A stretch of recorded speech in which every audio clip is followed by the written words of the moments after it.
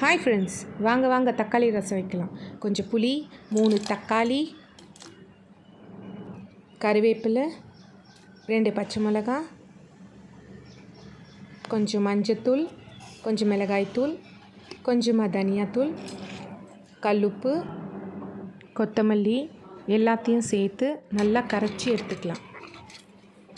பச்சை மிளகாய் வச்சு ரசம் வச்சு பாருங்கள், அதுக்கே தனி மனம் உண்டு. இப்போ உப்பு சரியாக இருக்கான்னு செக் பண்ணிக்கோங்க. 8 பல் பூண்டு, 1 ஸ்பூன் சீரகம், 1 ஸ்பூன் மிளகு நல்லா தட்டி எடுத்துக்கோங்க. இப்போ ஒரு பாத்திரத்தில் எண்ணெய் விட்டு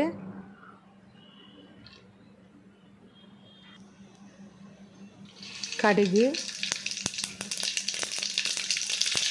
வெந்தயம், மிளகாய் 3, கறிவேப்பிலை, தட்டி வச்ச பூண்டு, சீரகம், மிளகு கொஞ்சம் எண்ணெயில் சேர்த்துக்கோங்க. கொஞ்சம் நம்ம கரைச்சி வச்ச புளி தண்ணியில் சேர்த்துக்கோங்க.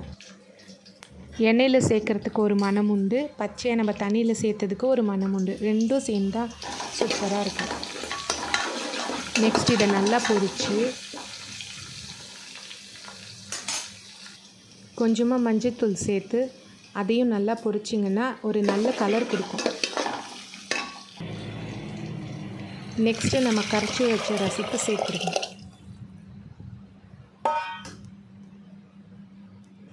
ஒரு கொதி வரும்போது மிளகுத்தூள், கொத்தமல்லி சேர்த்து இறக்குனா தக்காளி மிளகு ரசம் ready.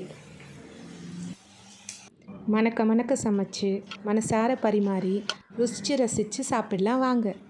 Don't forget to subscribe.